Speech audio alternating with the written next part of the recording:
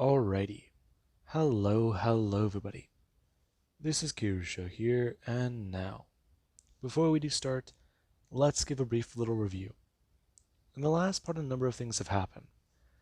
We had Deku. Deku, he used some of Aries' blood to create anti-quirk gas. Now, while Deku, he was dispersing this gas among the raiding party of heroes at the villain's hideout, there was a problem. Somebody shot at him.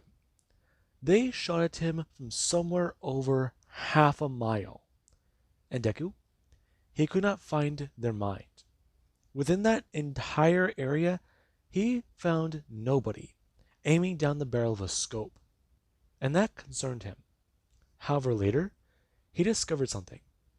He may have been exposed to the anti-quirk gas, because his quirk was working fine earlier, but now it isn't. And that does worry Deku quite a bit, for a number of reasons. Without his quirk, he can't be in control. Without his abilities, he can't do things he wants. Momo's power has been the most useful to him. And then there's Kirishima's power, which honestly did just save his life. And then there's also, well, another power. One he hardly uses, and then there's also a pro-hero's quirk. Then there's also his own, a powerful and rare ability, mental manipulation. And Deku just lost his power. The power he held over so many, as high and mighty. Now then, with that being said, Deku he does currently sit in a room. And he does still think about it a lot. And currently, he does have somebody laying on his lap. As Deku, he does go and scratch at their hair. And he is thinking about it. A lot. He needs to approach the doctor to gain a new quirk. That is definitely going to be challenging. That man might be involved. But no, he cleared him. And Chizuki's not involved either. He was very clearly in the man's head. Both of theirs. So if they're not involved... Redestro. Let's see. He's definitely a powerful villain. Being exposed to Suzuki Midoriya... No, that... They went after Renegade. Not Izuku. Okay, so let's go over a few more things then. They went after Renegade, not Izuku. Pro heroes already know who I am, so that's annoying. I can't check in on things with Aizawa, nor can I check in on Night-Eye. Night-Eye has been evasive. His mind, not good. Okay, so let's see then. Who else? That being out of his mind, Deku currently going to bring his hand off of Momo's head, before going to bend his hand down a bit more onto her back. So just going to pat her as she just lay there. And Deku is going to talk about it. You know, Momo, I've seen quite a number of things doing all this, but some peace like this, some quietness, it's nice. Simple. You have a lot of time to think, especially while we wait for our guest. Don't you agree? You see, aren't things so simple? I do have plans for you, though. I'm wondering, how much do you value loyalty, Momo? Momo remaining silent, and Deku does continue talking. Her powers are awfully unique, doesn't she agree? I mean, it's definitely something interesting. He's gotta say, the durability boost, the regeneration, and her strength, along with the fact that this kitty has claws. So, exactly what does she think he's gonna want her to do? And Momo, just remain quiet, as Deku, he does stare at her and then goes somewhat frown, telling her, "Speak. I. Hmm? Momo, I'm allowing you to speak freely. Please do so. I want to hear your voice. It's been a long time, hasn't it? Now, exactly what do you think I'm going to ask you to do?" Momo going to open her mouth again. She hasn't talked in forever. She hasn't been focused like this in forever, and she doesn't like it. She wants to go back to this docile mind state, just relying on the instincts, just relying on the orders. Because being made aware like this, being pulled back to the surface, acting human, it reminds her that she's a monster. And Momo, she's just going to talk to Deku. And currently we do have somebody who they pulled up outside of their home. And they're going to walk to the front door. Them going to turn around and sit down for a second. As Mandalay is going to reach into her purse and pull out a pack of cigarettes. Going to open it up, light it, and then going to pull out her, lighter. Well, she puts it up to her lips, then lights it, after pulling out her lighter. Now, Mandalay should just sit there. And currently, she has a lot go through her head. She's been preoccupied with a number of things and everything going on. It's definitely been bad. I mean, shit. Renegade's gone quiet. How long has it been? Almost a full month since he vanished off the face of the earth? No flashy exit, no nothing. So she's still trying to piece together All Might's mind, and since he is that kid, then that does mean a number of things. Okay. The followers of Renegade are still active. Hero Society, they're still crumbling and holding together. Total anarchy hasn't broken out yet.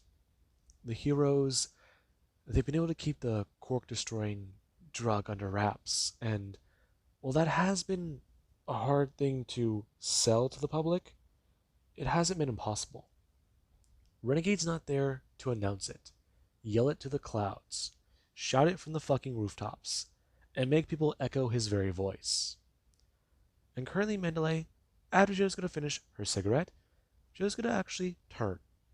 Her going to put it out before going to pick it up. Coda, he had said something about the last time she smoked. And while she does want to try and quit, this is kind of the only piece she has to think. But then again, her thoughts haven't been peaceful. And Mandalay, she does consider smoking another one. But she does actually want to see if Coda's still awake. He's definitely been stressed out and smelling like cigarettes. Yeah, she'll take a shower and then go check on him. That being on her mind. And currently she's going to unlock her door and walk in. As Deku, he actually does go to somewhat lean forwards. Him going to scoot forwards as Momo does going to get up from the laying position. And Deku, he does just go to stand up.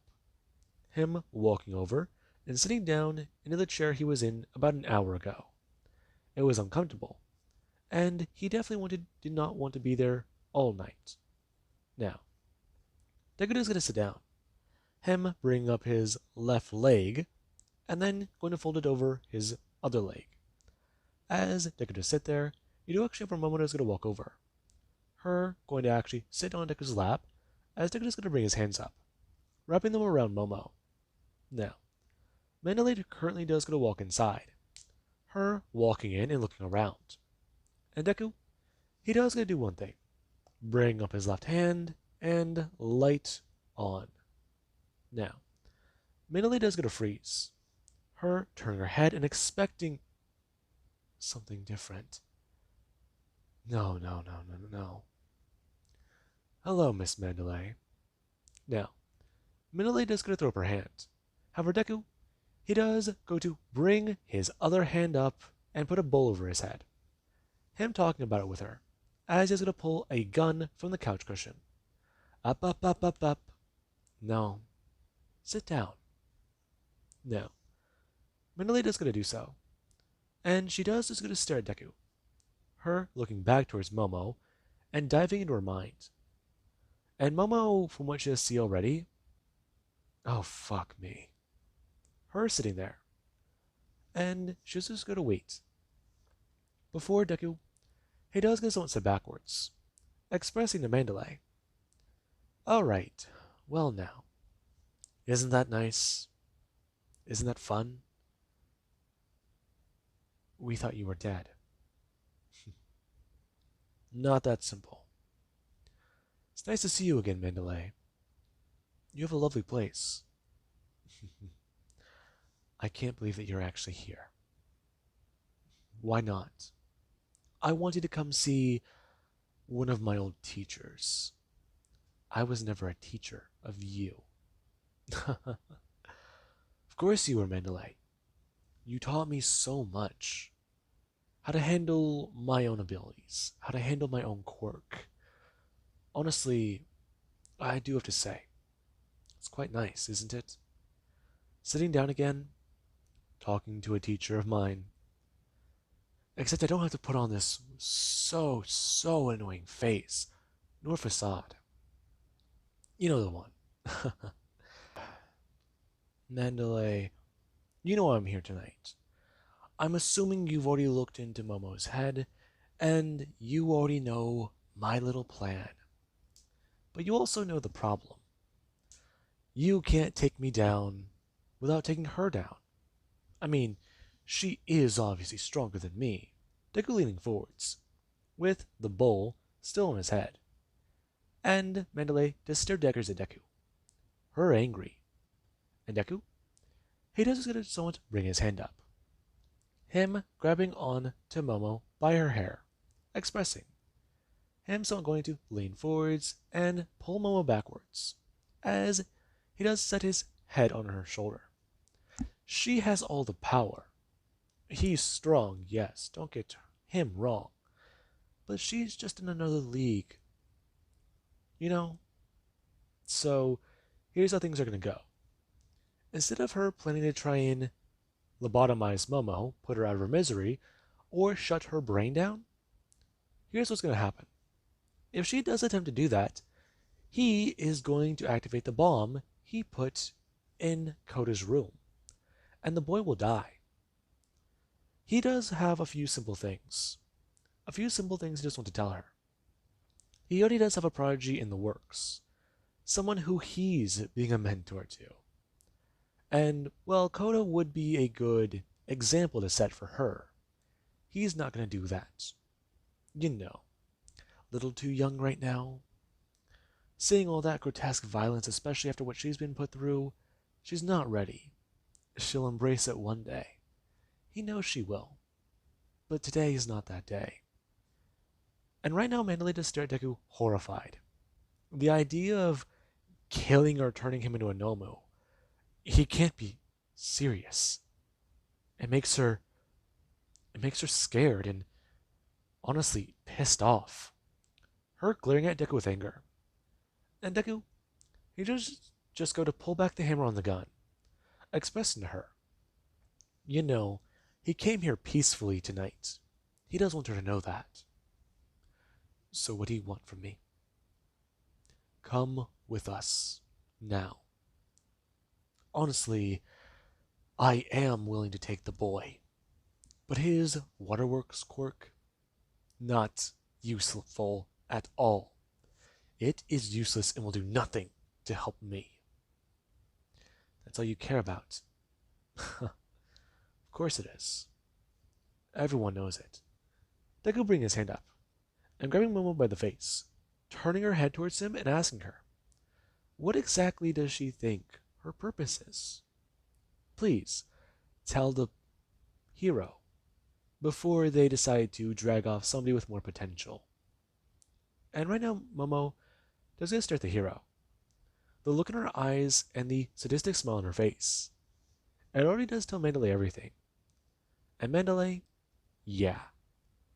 Deku does make things quite clear, tying her up and taking her away.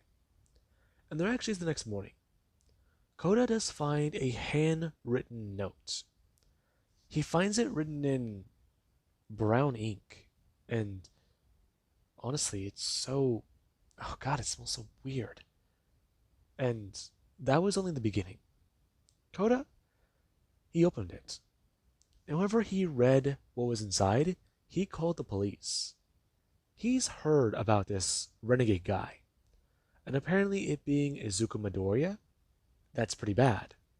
But apparently, since Izuku just left a signed envelope in their house, makes it even worse.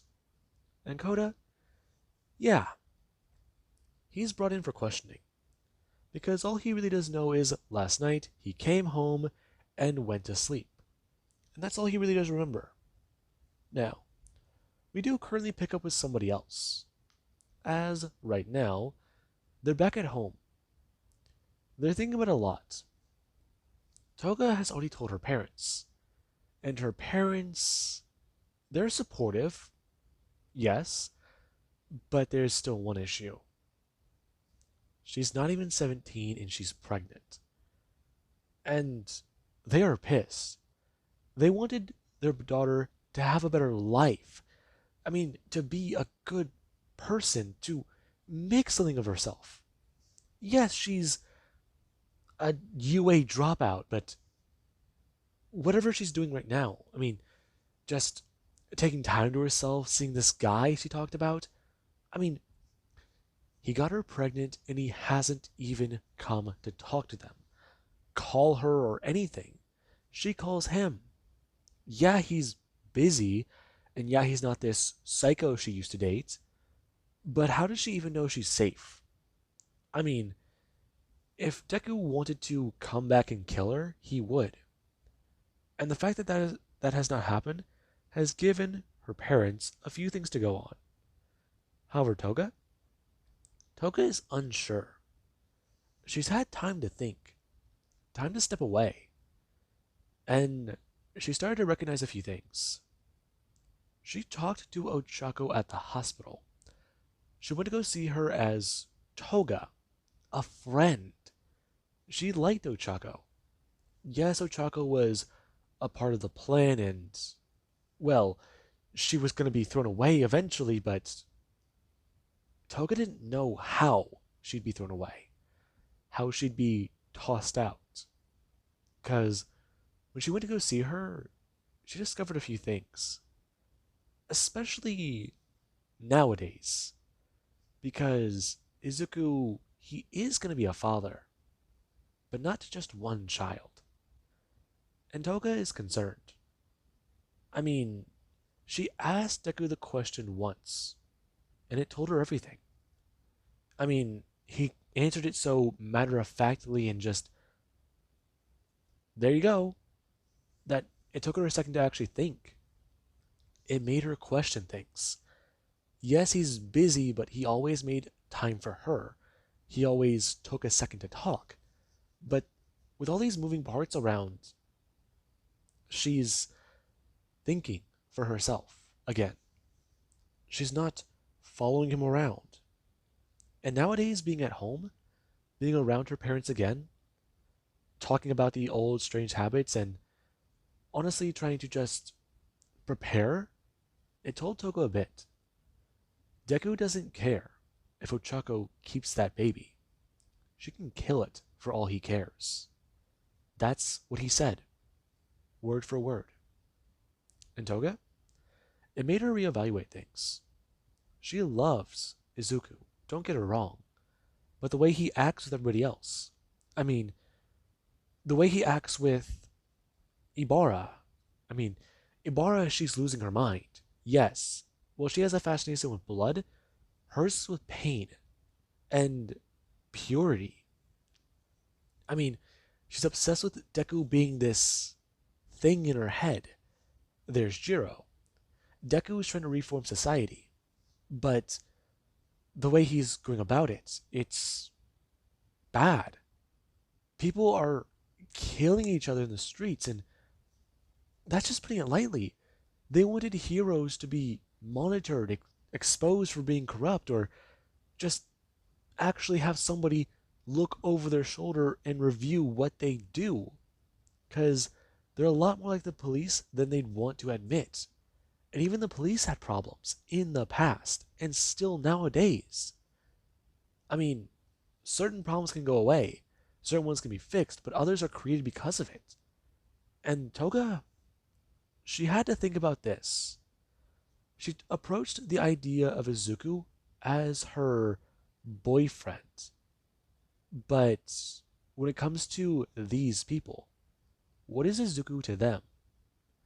A god, a leader, an exposure. And to her, Izuku is supposed to be her boyfriend. But nowadays, because of what's going on, Izuku, he's not her boyfriend. He's just Renegade. It took her time to figure that out. She even talked to her parents about it. And they did the most convincing. They hammered that nail down flat to tell her everything. And Toga, she started to get scared. She wants to approach and talk to Izuku, but she knows applying all the logic she applies to everybody else to herself. It means she's nothing to him. And, well, right now, it does say quite a bit. It's definitely all bad. And that is another issue. Deku, he currently does do a number of things. He is getting pieces moved, and he is silently trying to collect heroes as the world they feel like they've forgotten about Renegade. But really what he's doing is simple. He's letting the embers of that fire stay hot. He's not letting it burn bright. He's not trying to signal a plane. But he wants to stoke that fire. Keep it burning for a long time. Take those pros off the table. Take the ones he's already taken off the table. Out of the equation. And what do you have? A-listers? B-listers? C-listers? No. He cut out the B-list. He destroyed the C-list. And he's fucking made numbers out of the other list. But when it does come to those lists, A and B, C and D, there are people in each list that benefit him. People who definitely are a threat to him. And others who, well, they're just downright fucking annoying to deal with. And Deku, he liked having the option to ignore them. But now, he is going to have to face them. He wants to pick away at them. Take them out, silently but surely, steadily. And he wants to go back on live television. Talk to the world again. Let them see their evil. But that does concern him. There's May, and there's also Melissa. Those two, they're still working on that project Deku wanted. It will be done soon. But that is not the focus. Because we do go back to Toga. Toga does currently sit outside. And she's worried. Concerned. She's been staring at her phone for a good 20 minutes. Debating it and even running out the text. But pressing send. That was definitely a hard thing to do. Pressing that button. So little effort needed, but so much behind what's already happened. Why that button is so strange to press. And currently, there actually is where Toga, she does go to walk inside. Her in the kitchen, as it is actually late. Her parents, they went out. And Toga, she does get to walk over to the pantry. Her creating a cap out of tinfoil. And there is where she does get to walk over and into her room. Her going to do so and put the cap on. And she's just going to wait. She waits for about 10 minutes. Then 20. Then 30. And then another 10. Whenever an hour passed and Deku, he didn't contact her, she pulled off the cap. And Toga, she didn't get anything. No phone ring, no message, no text, no knock at the door, nothing. Deku isn't monitoring her mind, and that sort of told her everything. Now, Toga, she didn't get the phone call.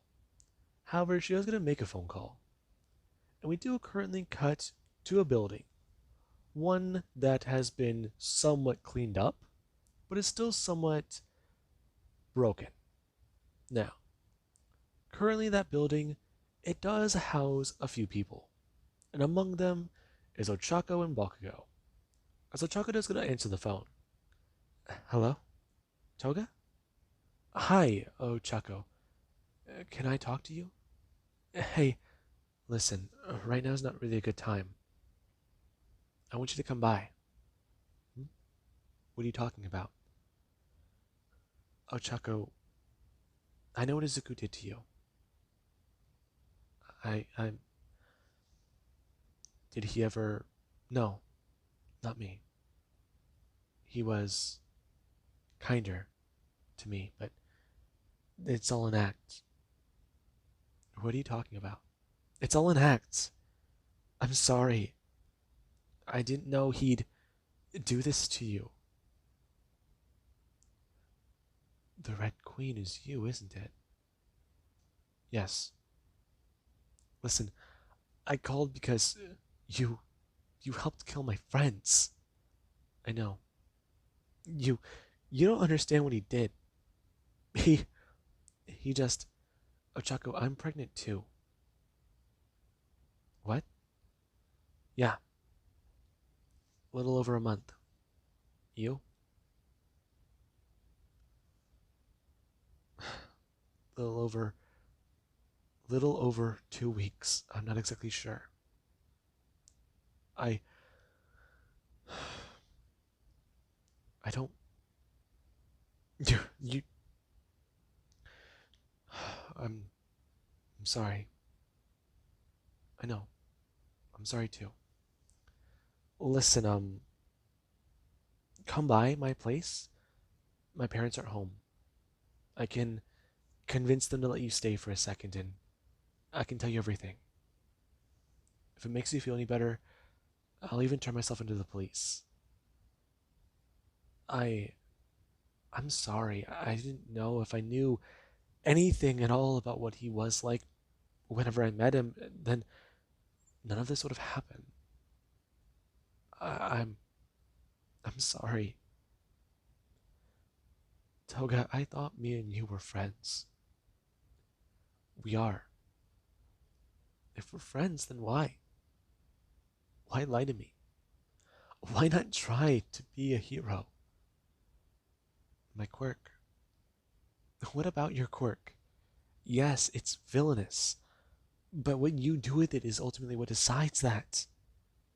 Toga, you helped him, and I'm sorry, but what if I can give you a shot? Hmm? What? A shot. A chance to talk to him. I don't know, but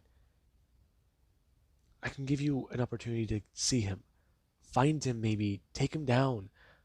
That can be my apology, and then I can go to jail. Okay? He wants you to kill it. I don't care what he thinks. I know. He doesn't care at all.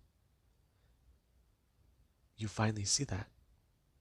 Yeah, I do. I'm so stupid. Couldn't see the red flags through the rose-colored glasses. He was what I wanted. Yeah, I know. If we're being honest with each other, it makes sense now. Buying me food because I seemed hungry. Always talking about subjects you like. Yeah, sounds like him. The two going on and on. They talk about it. They go on and on and on about Izuku, the way he acted, the way he seemed. And Toga does even reveal a few other things to Ochako. The villain's bar, the labs, the Chiya Saikai. She even reveals about the Meta Liberation Army and what they are, the quirk destroying gas, all of it. And they're actually somebody who they were walking around. They were cleaning up and trying to do a few things. Yes, they may have ghosts in their blood, but hey, they'll be okay, right? Now, Bakugo, he came walking over, and whenever he saw Ochako, Ochako was writing a few things down in a journal she was told to keep. And she was writing down a ton of information. Her even writing the address, and going to at least bring her hand up, waving Bakugo over. And Bakugo, he came over to find Ochako. Her pointing to an address on a piece of paper. As there was where Bakugo, he was confused. And after Ochako got off the phone, she tried to explain. A plan. A shot at Renegade. Because apparently, something's going on with him. He hasn't been active, and he's been private. They knew he wasn't active. But private? Izuku's not private. Both Ochako and Bakugo, they know that. And that is where things, they're a bit more difficult. But we do actually cut over to Deku. The real Deku. The real Deku does currently sit in a test tube. And the Nomu, they sit there. They sit there watching their master. He sleeps. He waits. And, well, it's quite easy to understand. The doctor currently does sit there. Deku, he is undergoing an experimental procedure. Experimental being the operative term. Overhaul found a way to cure people of their quirks. Destroy DNA on such a microscopic level, it keeps the person alive. They don't realize it happened. This trait so small, this mutation in the DNA, somehow being able to destroy it in every cell of the body without killing the person, nor causing rapid cell death or mutations in that other way, but removing an intricate part of that being. It's very complex, sophisticated, done within a second. I mean, that tells you everything you need to know. The doctor, he is dealing with experimental science that not even experiments have delved into. And he definitely is intrigued. The doctor won't admit it, but it's possible to restore Deku of his quirk. But he's not going to do that. Deku has been taking a leading role.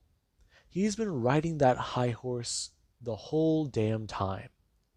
Ever since he let the master die, he has been on the doctor's bad side. The doctor knows that Deku, he did it. He must have done something. Not done a certain action, not taken a certain action. Or was it because of that girl? Was it because of that quirk destroyer? Was it because of Songbird or because of that little bullet he fired at Mirio? The one that hit their master. Well, it's definitely going to be intriguing. But all for one, he's going to put something inside Deku that shouldn't be. A real goddamn monster. Now, with that being said, I do hope you guys enjoyed. And have an amazing day. I'll catch you guys in the next part.